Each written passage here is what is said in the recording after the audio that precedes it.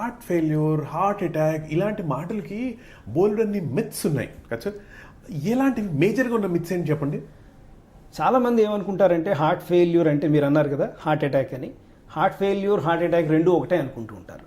కానీ heart attack and heart failure are different. Heart failure అంటే heart muscle సరిగ్గా efficiency తగ్గి సరైన పంపింగ్ చేయకపోవడం హార్ట్ ఫెయిల్యూర్. హార్ట్ ఫెయిల్యూర్ అంటే చాలామందికి ఇప్పుడు మనం మామూలుగా ఒక కార్ ఉందనుకోండి, కార్ ఇంజిన్ ఫెయిల్యూర్ అంటే ఇంజిన్ ఆగిపోయింది అని.